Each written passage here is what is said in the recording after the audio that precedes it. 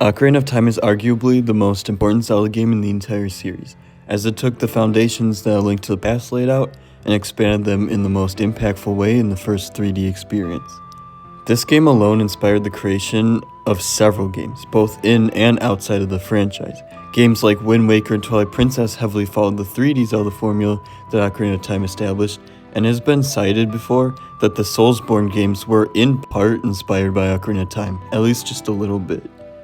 Besides being the highest rated game in the world and inspiring the creation of other games, Ocarina of Time also heavily expanded upon the lore established in previous games, as well as provided new lore for players to discover.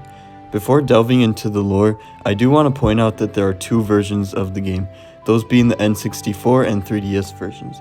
However, like Link's Awakening and its different versions, the lore stays consistent between the remakes, so there won't be any need of comparing the two versions with each other. So let's get right into the lore then.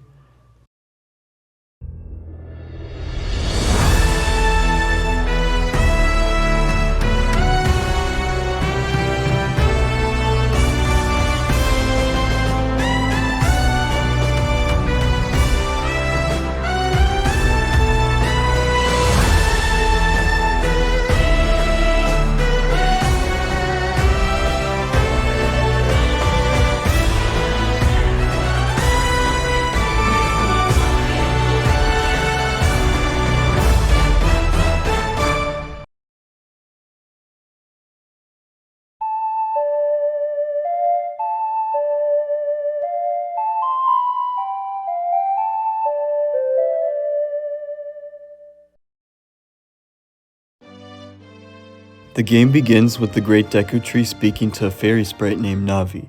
He explains that the time has come for the boy without a fairy to begin his journey to bring justice back to the kingdom of Hyrule. Navi heeded the wise tree's words and flew around the Kokiri forest to find the boy without a fairy. This boy was Link, and for several nights he had nightmares foreshadowing the downfall of Hyrule Kingdom. He would be standing in front of a drawbridge, witnessing a white horse gallop past him, as if trying to escape from something terrible. He then sees a menacing man in black armor, but before the nightmare can continue, he is woken up by Navi. After getting a sword and shield in his hometown, Kokiri Forest, Link pays a visit to the Great Deku Tree, who states that he has been cursed, and that Link must use his wisdom and courage to break the curse. So of course, the destined hero enters inside the Great Deku Tree, and finds that a parasite known as Queen Goma was the source of the Deku Tree's curse. Even though Link was able to rid the parasite, he was too late.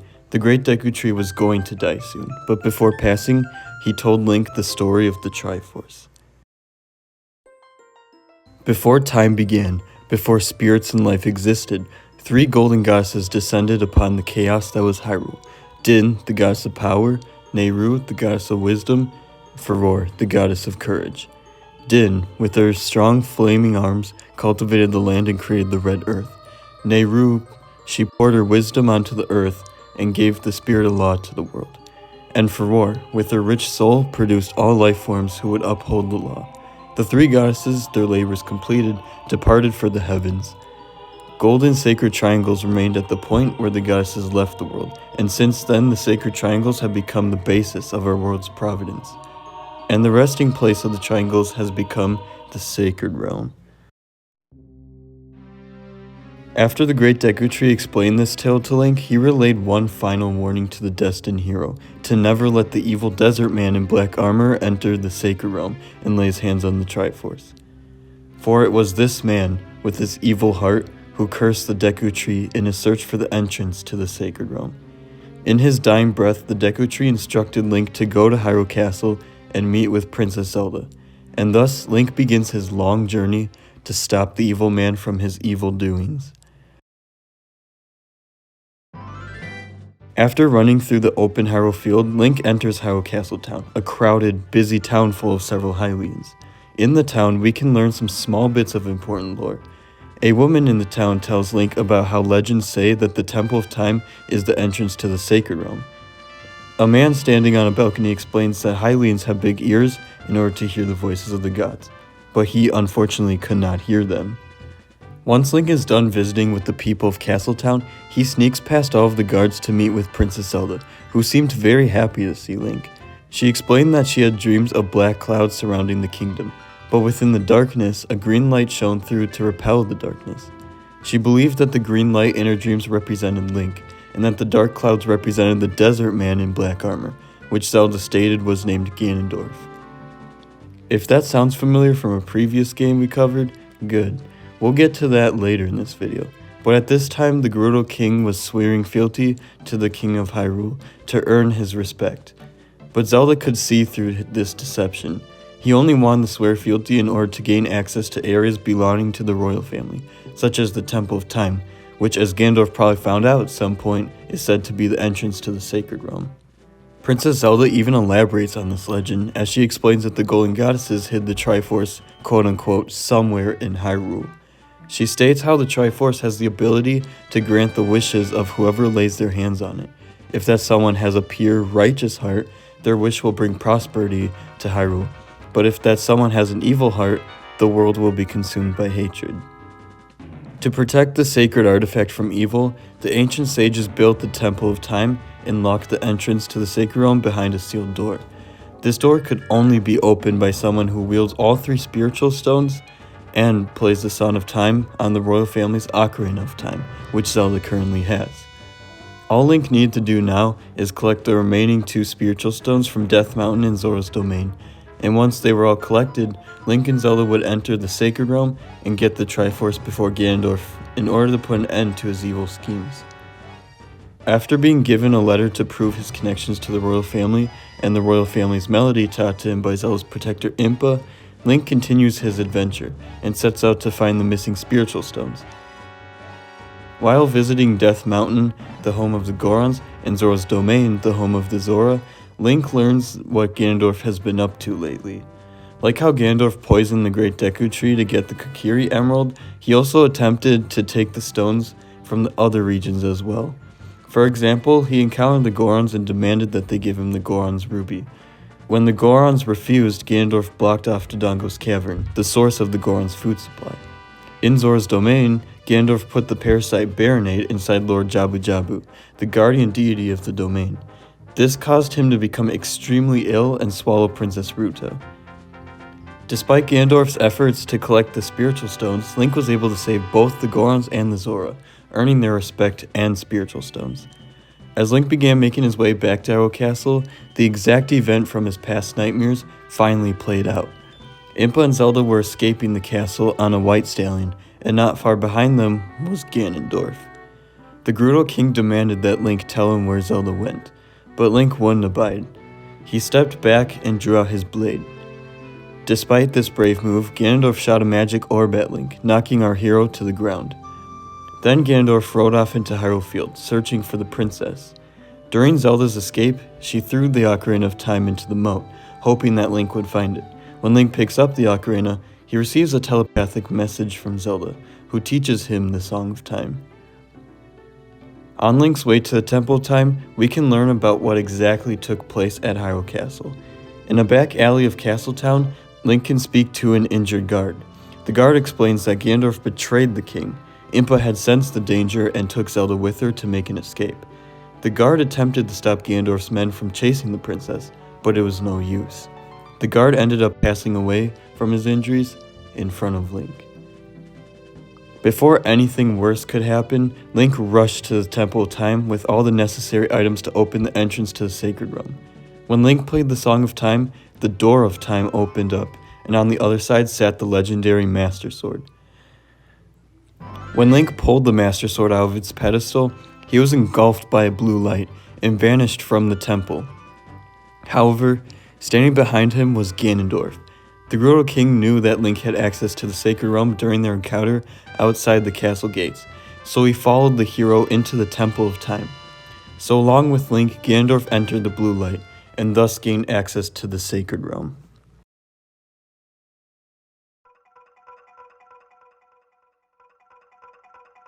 When Link awakened, he was greeted by the ancient sage Rauru within the Chamber of Sages. Rauru explained that it was him, along with the other ancient sages, who built the Temple of Time to protect the entrance to the Sacred Realm, and that the Master Sword was the final key to access the realm. Only one worthy of the title Hero of Time has the ability to pull it from its pedestal. When Link pulled it though, he was too young to be the Hero of Time, so his spirit was sealed away for 7 full years. While Link's spirit was sealed, Ganondorf entered the Sacred Realm and obtained the Triforce from the Temple of Light, an area located in the center of the realm. By obtaining the sacred artifact, Ganondorf transformed into the King of Evil and spread his power all over Hyrule Kingdom, as well as the Sacred Realm. Hyrule had been transformed into a world of monsters. Link, now a fully grown adult, was sent back to the Temple of Time, but things were different. Castle Town was completely destroyed and littered with re-deads. Hyrule Castle was changed into Ganon's Castle. The Lost Woods and Kokiri Forest were filled with monsters. The Gorons were about to become a large meal for the ancient revived dragon Volvagia. Zora's domain was completely frozen over, with the Zora trapped inside the ice, and so much more terrible events occurred around the kingdom. It was Link's mission to end these dark plagues and defeat Ganondorf once and for all. While traveling around each region, Link often was encountered by a Sheikah named Sheik. He taught Link several melodies that would help the hero along his journey, and often gave meaningful advice. These melodies would often bring Link to the temple he needed to visit to rid each region of Ganon's evil. After completing each temple, one chosen person would awaken as a sage.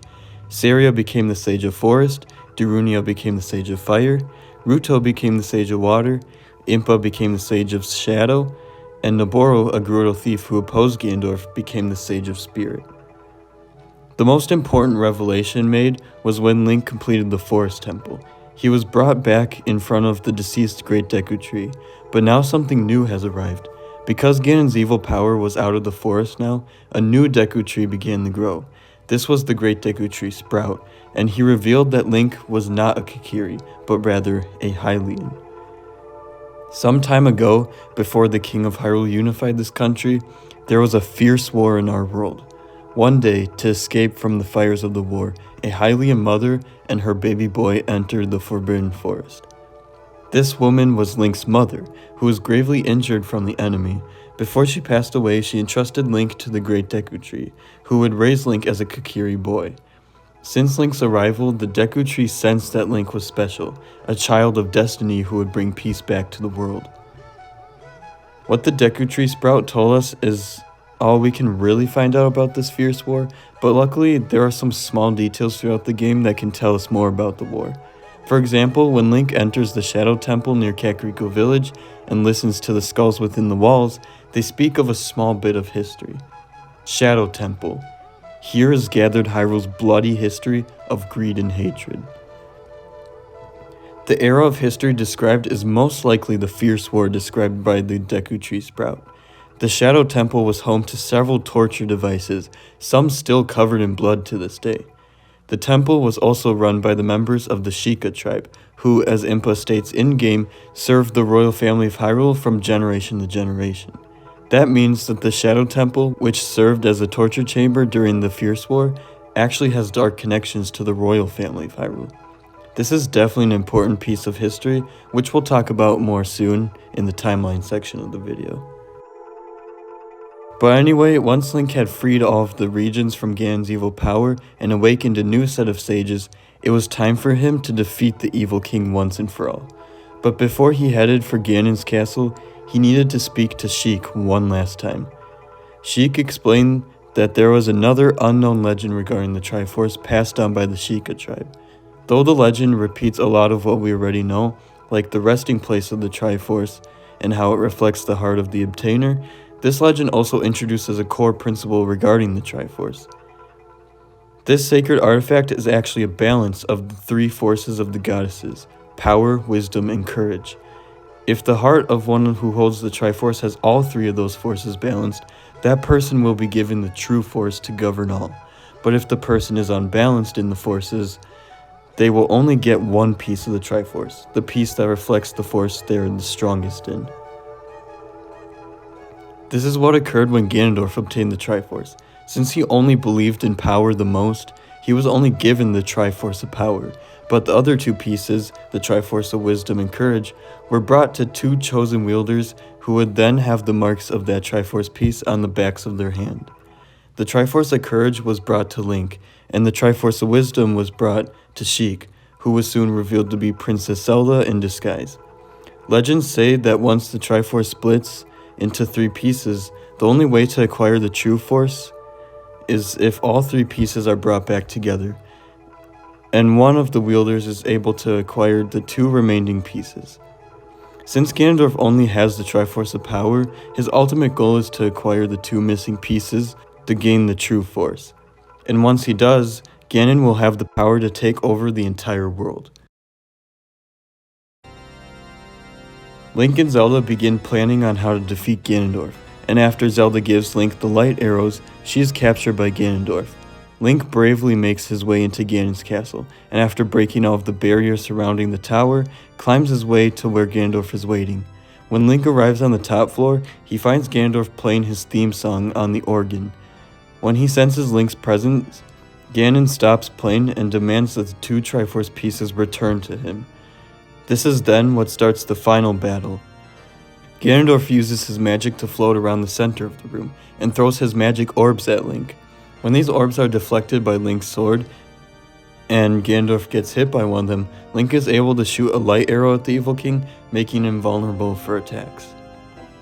Once Ganondorf is defeated by Link, he uses his final breath to bring the castle down onto the hero and princess.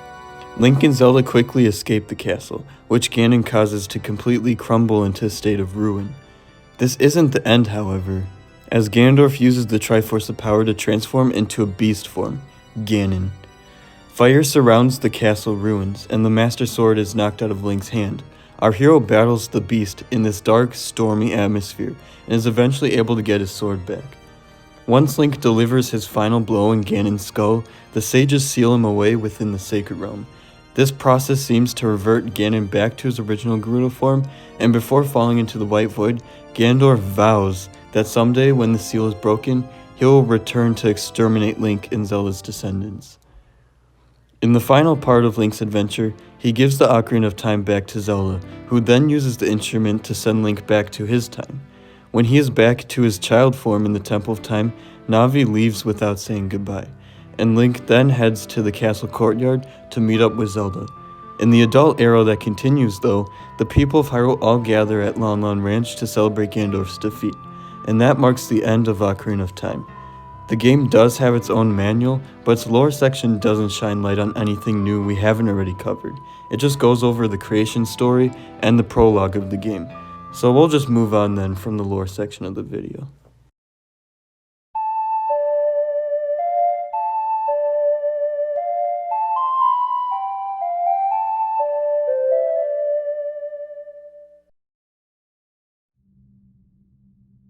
Like most other Zelda games so far, Ocarina of Time takes place in the Kingdom of Hyrule. But unlike those past Zelda games, this Hyrule is completely different from the past versions. You see, so far I've been able to place Zelda 1986 map within the map of Adventure of Link. And when we went over A Link to the Past, I found what I believe to be the best placement on the map for that game's Hyrule. However, when I compared those 3 versions to Ocarina of Time's Hyrule, they don't match up one bit. If we use Hyrule Castle as a reference point, we do see that Death Mountain sort of aligns in the right spot, northwest of the castle, and Zora's Domain along with Zora River match up really well with the Hyrule Riverlands from A Link to the Past. However, this is where things begin to fall apart. Lake Hylia is south of the castle rather than southwest. The Lost Woods are on completely opposite sides of each other, and the desert region is northwest of the castle rather than southwest. Because of all these discrepancies, I will not be placing Ocarina of Time's Hyrule on my world map here, but once we get to the timeline section of the video, you'll see why. What I will do instead though, is map out the different realms described in Ocarina of Time. So first we have Hyrule, right? The other realm in the game is the Sacred Realm, which is connected to Hyrule. Within the Sacred Realm, there is the Chamber of Sages and the Temple of Light. Braru states that the Temple of Light is located at the very center of the Sacred Realm, and the Chamber of Sages is located inside the Temple of Light.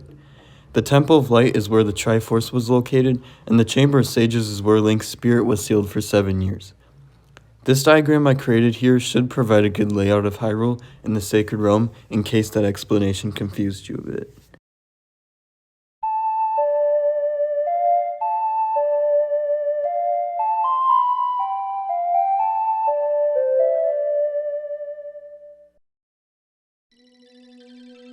Ocarina of Time introduced a bunch of new races and groups of people, so we'll have a lot to cover in this section of the video.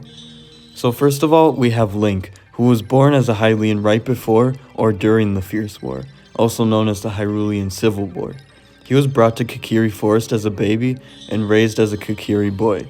He was destined by birth to be the hero of time and bring Hyrule back to a peaceful state. Next, we have Zelda, who is the princess of Hyrule and the only member of the royal family we see in-game. While her father, the king of Hyrule, exists in the game, we don't ever see him in cutscenes. After Ganondorf's attack on Hyrule, Zelda goes into hiding and disguises herself as a Sheikah named Sheik. Other Hylians in the game either live in Hyrule Castle Town, Kakariko Village, Lon Lon Ranch, or other little places here and there. Like what was established in A Link to the Past manual, Hylians have long pointy ears in order to hear the voices of gods, but one man in Castletown claims to not be able to hear them at all. Whether this means that only certain Hylians can hear the voices, or training must be completed to have the ability, is unclear. The next race we have is the Kokiri, who are forest children raised by the Great Deku Tree. These are the people who Link grew up with, and one of them, his friend Saria, becomes the Sage of Forest. 3 other races that live in the forest include the Deku Trees, which include the Great Deku Tree, who passed away at the beginning of the game, and the Deku Tree Sprout. We will also have the Deku Scrubs, who are bush-like little creatures. They either are businessmen who sells Link items, or are really pesky and attack Link by shooting Deku Nuts at him. And lastly, we have Skull Kid, who we only see one of in this game, but is a mischievous little fellow who plays songs on his flute in the Lost Woods. The next major race we have are the Gorons, who are mountain-dwelling rock creatures who can grow as big as the mountain itself. The chief of the Gorons, Darunia, ends up becoming the Sage of Fire in the adult era of the game. Next we have the Zoras, who take care of Hyrule's source of water for the royal family. In all of the past games so far, excluding King Zora from A Link to the Past, the Zoras have always been an enemy attacking Link from the river. But in this game, they are just friendly fish folk. I don't really have an answer as to why that is now, but perhaps we can explore this phenomenon in future episodes. The Zoras are all under the leadership of King Zora, and his daughter, Princess Ruto, becomes the Sage of Water. Like how the Hylians worship the gods, the Zora worship their guardian deity Jabu Jabu, who rests in the lake behind the Zora's throne room. Moving on from the Zora race, we have the Gerudo, who are an only female warrior tribe of the desert. Every 100 years though, a male is born into the tribe, and it is by tradition that this male Gerudo becomes king of the Gerudo. This male would be Ganondorf, who desires to take over the world rather than rule his people honorably. A gossip stone in the game also states that the Gerudo worship Ganondorf almost like a god, which I think is a really interesting detail that I didn't really know about before. But anyway, we also meet the twin witches Kotaki and Koume, who Navi reveals are Ganondorf's surrogate mothers. These witches are the ones responsible for brainwashing the Gerudo warriors and putting them into heavy armor, turning them into Iron Knuckles. Noboro, a lone thief, was one of the few Gerudo people who opposed Ganondorf's rule, and she later became the Sage's spirit. By the time of Ocarina of Time, Impa is the only member of the Sheikah tribe, but prior to this game, the Sheikah were a secretive tribe who served the royal family for generations. Whether it was for good or for bad, they used to live in Kakariko Village, but as fewer and fewer existed, Impa opened the village up to the public. Later on in the game, it would be Impa who becomes the Sage of Shadow. The last few races we have here are the fairies, which include the Great Fairies and the Fairy Sprites. The Great Fairies live in hidden springs and can provide magic to Link, and Fairy Sprites are small flying orbs, such as Navi, who accompany the Kokiri. We also have the Scarecrows as a race, as Pierre and Benoru chill near Lake Hylia and love listening to music. They even have the ability to appear in certain locations when a certain song is played for them. The last person I want to go over is Kapora Gabora, because this one is a difficult character to cover.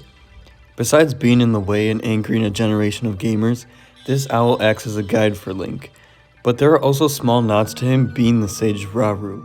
For example, a gossip stone within the game states that Kapora Gabora is the reincarnation of an ancient sage. Hyrule Historia states on page 87 that before Link drew the Master Sword, Rauru took the form of an unusual bird named Kaporagabora.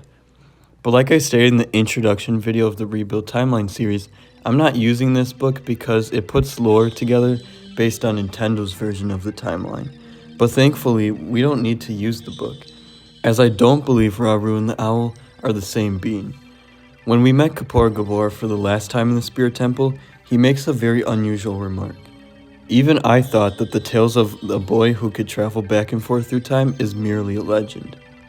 But why would Kaporagabora say this if he was the same being as Rauru, who literally told Link that he is the hero of time? Instead, I believe that Kaporagabora is the reincarnation of a different ancient sage who helped build the Temple of Time, not Rauru himself. But let me know what you guys think in the comments.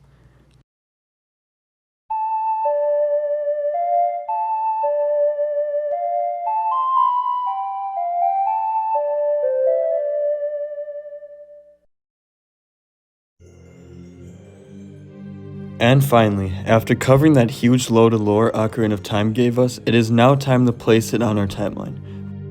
Right off the bat, I believe that this game has to take place prior to every game we covered so far.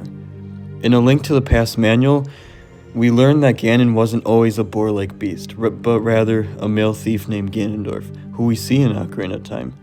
The manual describes how Ganondorf and his men found the entrance to the Sacred Realm, and how Ganondorf obtained the Triforce. And what happens in Ocarina of Time? Exactly that. Well, there's a few things we need to clear up though. While Ocarina of Time was created to be the prequel to A Link to the Past, it doesn't exactly fit with what was established before. Let me break it down. In A Link to the Past manual, it begins by describing how the three gods of power, wisdom, and courage created the world and the Triforce, which they left in the Sacred Realm.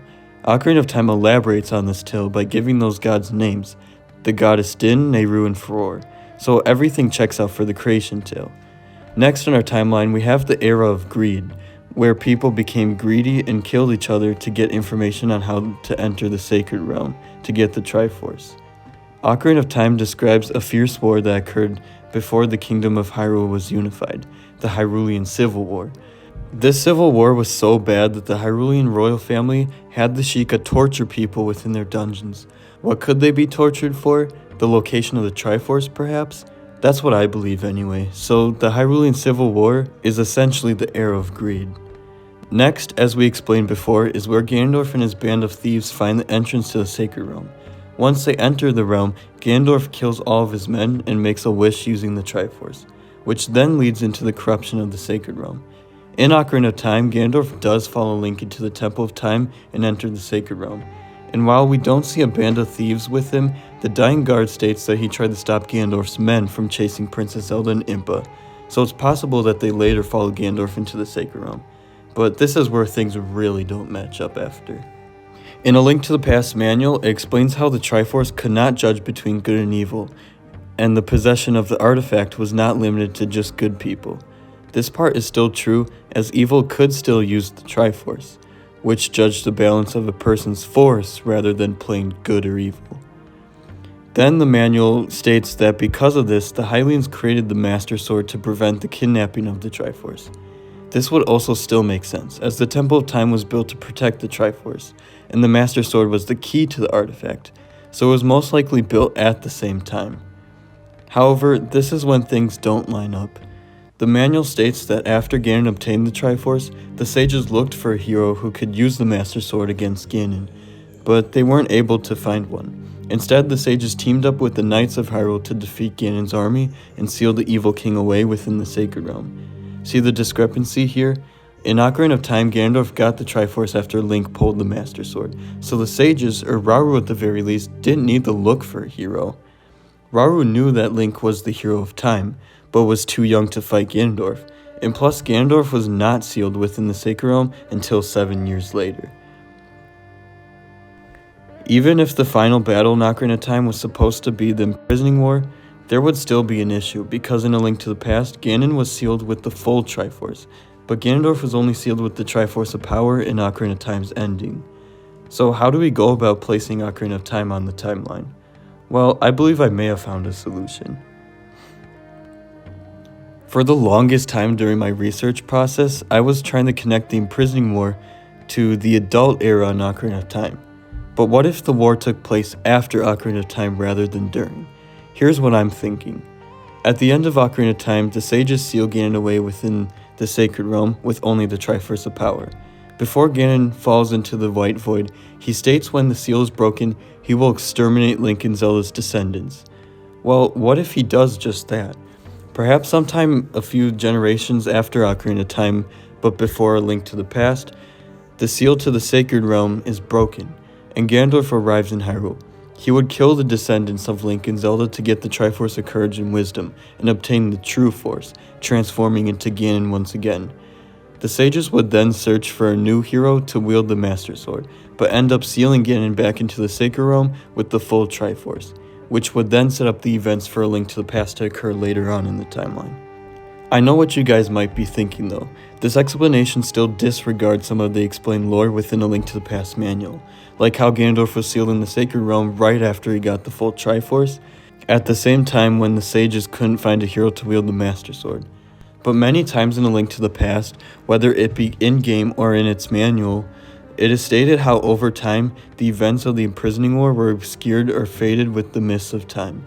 So what if by the time of A Link to the Past, the events of Ocarina of Time and the imprisoning war after started to blend together as they faded into legend? Is it the perfect solution? Most likely not, but with the few games we have so far, I believe it is the best explanation that we can work with for the time being. But as we discover more games and uncover their lore, perhaps we can figure things out then. But before we end the video, I want to cover one more thing regarding the timeline.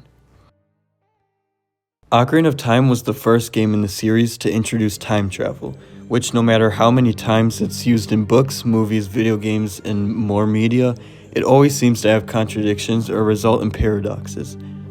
While putting this video together, I took a bit of time off to study the 8 different types of time travel, and several different paradoxes that can occur due to time travel. So let's see what type of time travel Ocarina of Time presents, and what paradoxes occur because of it. Out of the 8 types of time travel that exist, I found that 2 of them are used within Ocarina of Time. The first type of time travel is called Anything Goes, where characters travel back and forth within their historical timeline by using some sort of tool or device. In the game, Link uses the Master Sword to travel back and forth in time, so this checks out. The second use is branch reality, where changes to the past don't rewrite history, but instead split the timeline into an alternate branch timeline. Though Link travels through time over and over again, an actual timeline split doesn't occur until the end of the game, when Zelda sends Link back to his own time. When Link time traveled with the Master Sword, he was always brought back to the time right before he first pulled it as a kid. But Zelda sent Link back 7 years at a time before he even met the princess. At the end of the credits, we see that Link visits Princess Zelda, but this time he knows what Ganondorf's plan is the whole time, and he is able to warn Zelda and the kingdom about it. That's why this is a new branch reality, because Link's knowledge of the future changed how his original past would play out. But history didn't change, because in the adult era after Link left, the people of Hyrule were celebrating Ganondorf's defeat at Lon Lon Ranch, so there are 2 different timelines moving on now. However, this game's time travel leads to one big paradox that occurs. You see, when you enter the windmill in the adult era, the windmill guy is angry because a boy with an ocarina played a song that made his windmill spin too fast. The man teaches Link the song that ruined his windmill, and he can then travel back to the past to play the song in the windmill to become the boy who ruined it. So no matter what, this event was always destined to occur. This is known as a bootstrap paradox, where the origin of an object or something else is unclear. In this case, we can't understand the true origin of the Song of Storms, because Link wasn't able to learn it until the future when he already played it 7 years ago. This form of time travel abides by the Novikov self-consistency principle, where any actions taken by a traveler were always part of history, and it's impossible to change the past no matter what the time traveler does. Thank you all so much for watching until the end of this video, and I know it was a really long watch, but Ocarina of Time is just filled with so much lore, and I just covered main story lore too, and there's still like so many other like hidden details or like little tidbits of like lore and stuff here and there in the game, which is why Ocarina of Time is one of my favorite Zelda games of all time, because there's just, it's like an endless realm of theorizing and like other activities and stuff, and it's a lot of fun. But like I said, thank you for watching this episode of the Rebuild Timeline series, and in the next episode, we're actually not going to be taking a look at Majora's Mask yet. We're actually going to be taking a look at the Valiant comics. I'll be reading those and seeing whether they can be considered canon or not, which, from what I've heard about them so far, I think they might be able to be canon. But of course I have to put all the research in and confirm that first. But that's about all I got for today's video. So have an awesome rest of your day, and I'll see you on our next adventure.